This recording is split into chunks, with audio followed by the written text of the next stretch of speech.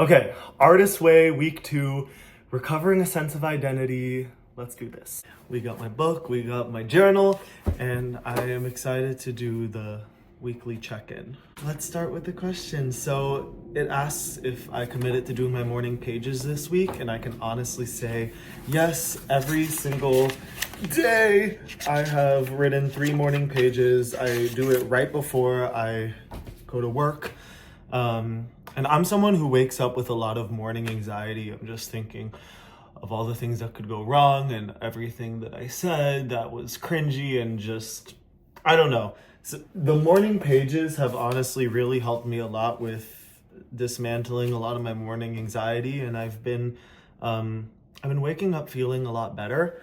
And also, I said this in my last video, but last week my morning pages were just really depressing. I was just beating myself up every morning, and maybe it was because of the retrograde or whatever. But this week I'm finding that not only are my pages a little bit more uplifting and full of more hope, but also I'm having a more objective analyzation of my life. Which is a good thing. The next thing that it asked me is if I did my artist date. So my artist date this week was awesome. I'm really, really excited about it. I found it on Eventbrite, but basically there was a free screening of this Lebanese feature film called Mother Valley, and there was a talk back with the director afterwards. It was all in French, but it was subtitled in the bottom of the movie. Oh my God, it was so good. I was drawn in, and it tackled so many different awesome topics. And the director talkback was very inspiring to me because the director, he started off in theater, similar to me, and then he ventured off into acting on camera and screenwriting. And my dream is to have a career as a theater and film actor as well as a screenwriter. And I'd love to one day star in one of my own screenplays. But anyway, one of my favorite quotes that he said at the screening was, he said, "The more specific you can be, the more universal you are." And I think that's such a great quote for both acting and writing. And I'm definitely going to be taking that with me. Okay, so let's go through the tasks. So the first task was affirmative reading. So on page 3 of the book, it has 10 basic principles about the rules of creativity and the universe. And it basically had me read those in the morning, afternoon, and night. I definitely committed to reading them every morning aloud. And even on the days when my brain felt like it wasn't there and I was just going through the motion, I really feel the core and soul of the principles of just leaving your creativity. This is, sorry, that was a lot, but on it said to write down this quote somewhere in your room. So I wrote it on my vision board, and it says, "Universe, I'll take care of the quantity, you take care of the quality." So the book is basically saying that creativity comes from the universe, and to serve the universe, you use your creativity. And anyway, writing that quote down really helped me a lot with just the release of just doing it, just writing or acting, and then trusting that the universe will be what makes it good. The second task was about where my time goes. So it had me list 5 major activities I did this week. It had me say how much time I spent doing the activity, and how, if it was something I wanted to do or I felt like I had to do.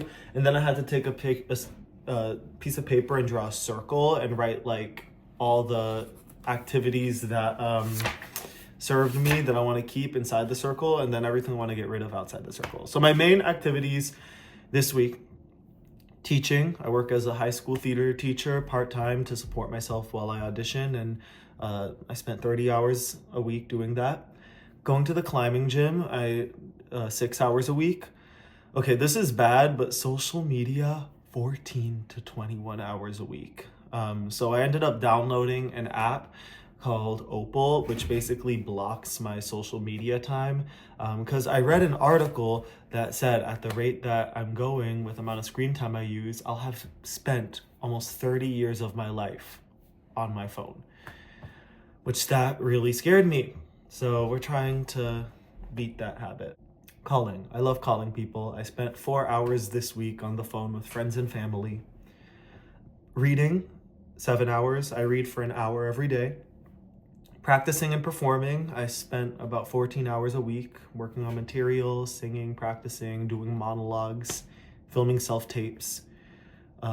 Writing, this week I spent 8 hours writing. So I spent 4 hours a few days ago doing a grammar sweep of my feature screenplay, which I'm sending to competitions.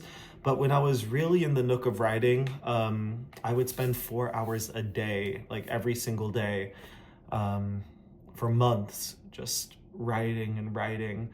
But now that I finished this project, I actually find it's more helpful for me to take time away since I've been investing so much energy in getting it in shape for competitions.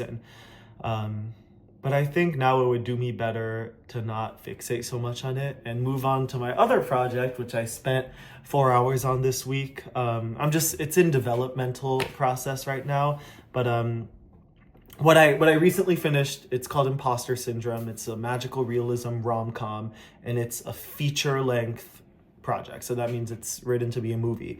But the next thing I'm working on is a TV pilot, which is a comedy, and I'm really excited about it. So I was doing a little bit of work on that this week. Oh, and submitting. I spent about 5 hours this week, sending my headshot and resume to different theater companies, looking for audition opportunities, and also submitting my feature screenplay to competitions. So in my special circle, inside the circle, we're keeping writing, practicing, reading, climbing, running, filming, auditioning, roller skating, submitting, going on walks, and gaming. And what I put on the outside of the circle to get rid of, I said anxiety dwelling. So I spend a lot of time just being anxious and talking myself into circles and just spiraling oftentimes over the same thing. So I'm really gonna try to get rid of that habit. Social media, as I told you, we're trying to stop mindlessly scrolling. Eating when I'm bored. I just feel like I have this need to be always stimulated. So I will sometimes just pick constantly at food when I'm bored. So we're gonna stop doing that. I feel like instead of doing that, I could keep reading or play Pokemon or stare at the ceiling or something. I don't need to be constantly doing something. Next task. This was fun. It said for me to list 20 things that I enjoy doing and the last time I did these things. So, reading tarot cards, which last time I read my tarot cards was this past weekend. So fun. Roller skating last week. It was a gorgeous day, so I went out roller skating. Picnicking last September when the weather was nice. I like to put out a blanket and just lay in the sun with my sunglasses, listen to bossa nova, and just feel the warm breeze. I love the outdoors so much. Running. So I go to a runner's club every week on Wednesdays where we run a 5K. But before I was in this runner's club, I would always go on solo runs by myself, or that was just my time to be alone, listen to music, feel the wind on my skin. And now that the weather's warming up, I want to incorporate my solo runs again. Playing Nintendo. Okay, this is gonna sound really silly, but I really want to incorporate playing Pokemon more into my life. That for me, playing Pokemon is the ultimate serotonin decompressor. So I'm trying to, the time I'd spend scrolling, I want to spend that time maybe playing Pokemon. So right now I'm replaying Pokemon X, which has just honestly been bringing me a lot of joy. So, Pokemon. Okay, kissing. The last person I kissed was in November, which has been, right now we're approaching the end of March, so it's been a while. And the last person I did anything else with was long before that. So, I don't know, some intimacy would be nice, a little peck on the lips. Acting, Last time I was acting was a few days ago when I was recording a self-tape. I also had to act in my acting coaching. Singing, I had to record a singing self-tape a few days ago. Also, today I have a 54 Below show, which I'm singing in La Vie Boheme from Rent, and I get to play the anxious waiter part where I'm like, go away, like, so I'm really excited about that. So singing today. Writing, I'm always writing, as I said before. Hiking, last time I went on a hike was with my mom in February. Scheming with friends. It's been months. I am in need of a good scheme. Thrifting, I went thrifting 3 weeks ago. I've been having a hard time finding thrift stuff. I'm looking for a nice pair of summer jorts. I'd love some more like short sleeve button downs, a leather jacket, like a brown leather jacket. Just, I have very specific items I want, and I've been having a hard time finding them. Watching movies, I saw Mother Valley this week, so that was the last time I did that. Reading, I read for an hour every day. Right now I'm reading Howl's Moving Castle, which has been very fun. Climbing, the last time I went climbing was yesterday, and I go to the climbing gym about 3 to 5 times a week. Meditating, it's been like over a month since I've meditated, but I have so many like little crystals on my windowsill that, I don't know, I think I should take more spiritual time to meditate.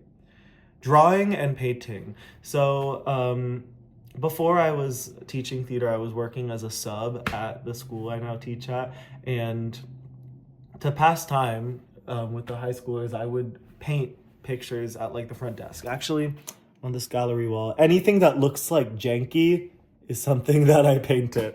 So it's been a long time since I've painted something, honestly since last May. So maybe I'll get into that and add more to my little gallery wall.